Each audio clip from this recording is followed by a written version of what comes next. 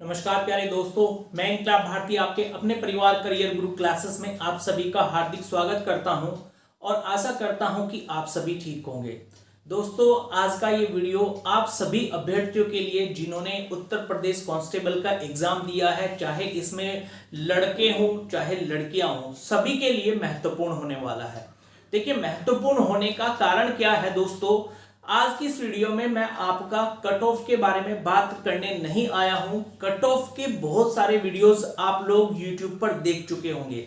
आज की इस वीडियो में हम लोग बात करेंगे दोस्तों कि प्रत्येक सीट पर कितने कैंडिडेट फाइट कर रहे हैं और उसके अनुरूप आप लोगों का क्या कुछ रह सकता है। साथ ही बॉडी मास इंडेक्स क्या होता है, इसके बारे में हम लोग आज की इस वीडियो में बात करने वाले हैं, क्योंकि जिस समय में आप फिजिकल के लिए जा रहे होंगे, डीवीपीएसटी के लिए जा रहे होंगे, तो अपना बॉडी मास इंडेक्स आप लोग जो है चेक करके जरूर जाएं। साथ ही साथ दोस्तों, आप लोगों का जिस समय आपकी हाइट की जांच होती है, ऊंचाई की जांच होती है, तो आपको किस प्रकार से खड़े होना चाहिए ताकि आपकी सही ऊंचाई जो है आप लोगों की मापी जा सके, इसके बारे में भी वीडियो में बात करेंगे। और साथ ही साथ दोस्तों बात करेंगे क्या आप लोगों का जो लड़कों की कट ऑफ, जो लड़कों की मेरिट लिस्ट है, वो क्या सेकंड मेरिट लिस्ट भी आएगी या लड़कियों की आप लोगों का सेकंड मेरिट लिस्ट भी आएगी, जिस प्रकार से 2018 में आप लोगों की 3 से 4 मेरिट लिस्ट हम लोगों को देखने को मिली थी। तो दोस्तों, शुरू करते हैं आज का ये वीडियो।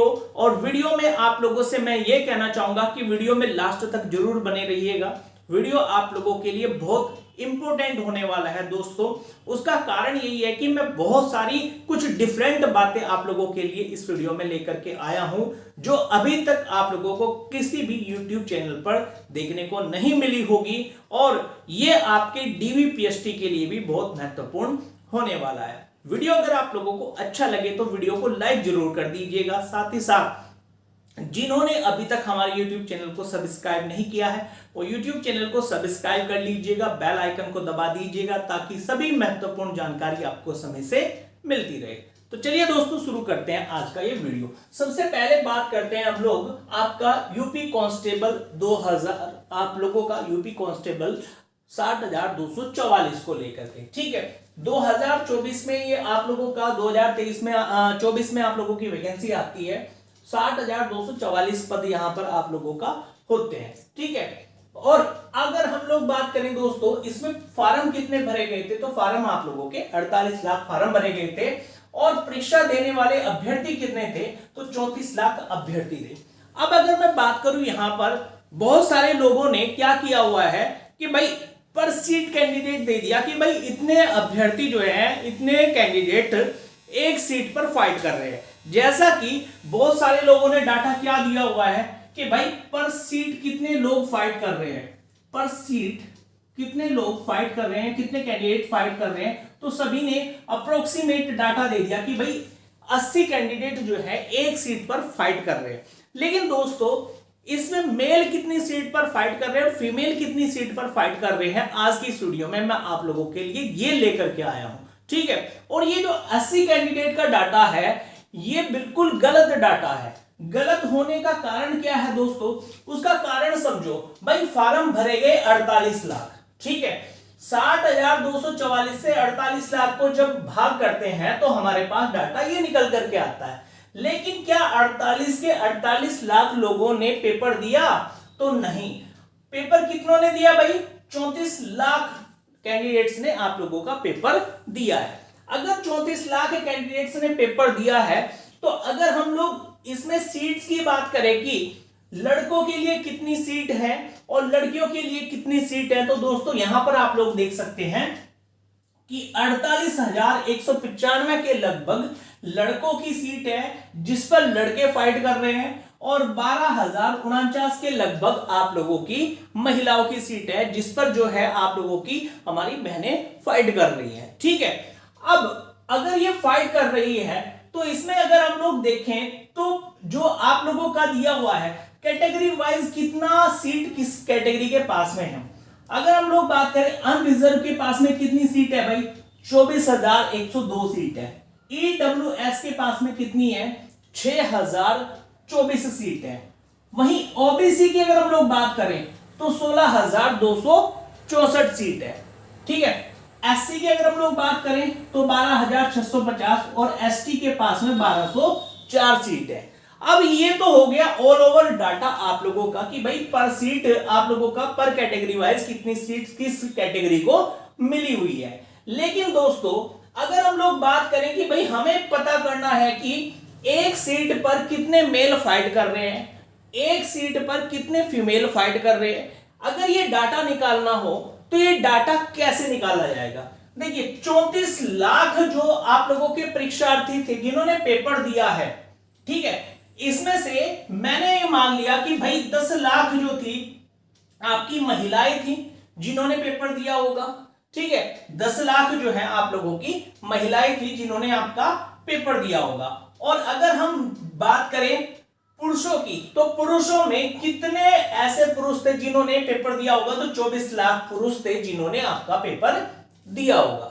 ठीक है, ये यहां तक का डाटा आप लोगों के पास में है। अब इसके बाद में दोस्तों आप ये देखिएगा कि आपका 60,244 के कितने गुना अभ्यर्थी जो है आपके फिजिकल के लिए बुलाए जाएंगे। तो आप सभी को पता होगा कि भाई इसके 3 गुना अभ्यर्थी बुलाए जाएंगे, इसके 3 गुना अभ्यर्थी फिजिकल के लिए बुलाए जाएंगे।